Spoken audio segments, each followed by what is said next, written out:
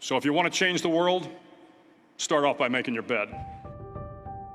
If you make your bed every morning, you will have accomplished the first task of the day. It will give you a small sense of pride, and it will encourage you to do another task, and another, and another. And by the end of the day, that one task completed will have turned into many tasks completed. Making your bed will also reinforce the fact that the little things in life matter. If you can't do the little things right, you'll never be able to do the big things right. And if by chance you have a miserable day, you will come home to a bed that is made, that you made. And a made bed gives you encouragement that tomorrow will be better. To pass SEAL training, there are a series of long swims that must be completed. One is the night swim. Before the swim, the instructors joyfully brief the students on all the species of sharks that inhabit the waters off San Clemente. They assure you, however, that no student has ever been eaten by a shark, at least not that they can remember. But you are also taught that if a shark begins to circle your position, stand your ground. Do not swim away. Do not act afraid.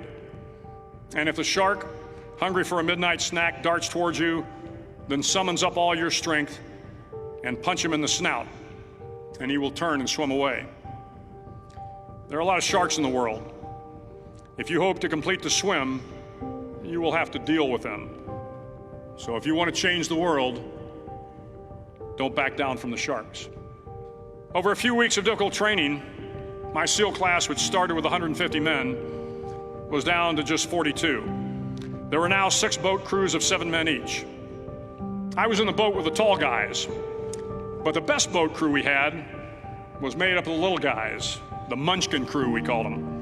No one was over 5'5". The Munchkin boat crew had 1 American Indian, 1 African American, 1 Polish American, 1 Greek American, 1 Italian American, and 2 tough kids from the Midwest. They out-paddled, outran, and outswam all the other boat crews. The big men in the other boat crews would always make good-natured fun of the tiny little flippers the Munchkins put on their tiny little feet prior to every swim. But somehow these little guys from every corner of the nation and the world always had the last laugh, swimming faster than everyone and reaching the shore long before the rest of us. SEAL training was a great equalizer. Nothing mattered but your will to succeed, not your color, not your ethnic background, not your education, not your social status. If you want to change the world, measure a person by the size of their heart, not by the size of their flippers. The 9th week of training is referred to as Hell Week. It is 6 days of no sleep, constant physical and mental harassment, and 1 special day at the Mud Flats.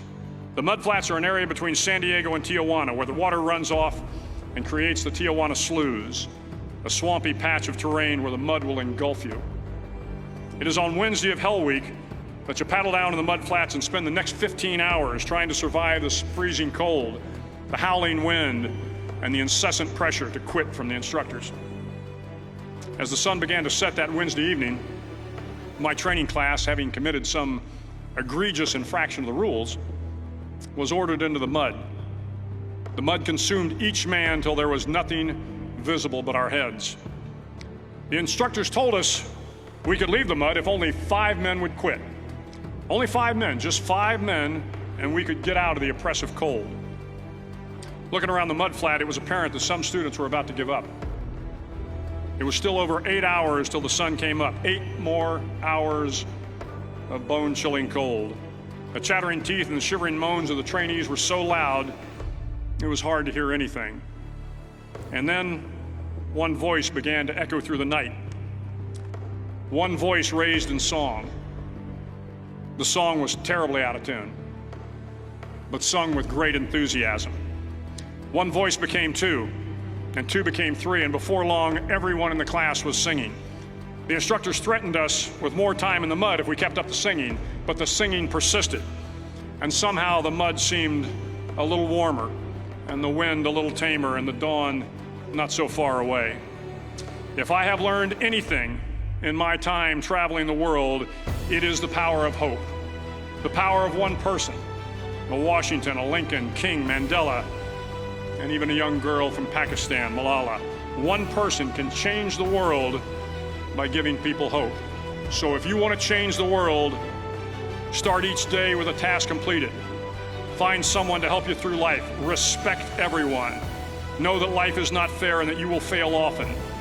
But if you take some risks, step up when the times are the toughest, face down the bullies, lift up the downtrodden, and never, ever give up. If you do these things, the next generation and the generations that follow will live in a world far better than the one we have today. And what started here will indeed have changed the world for the better.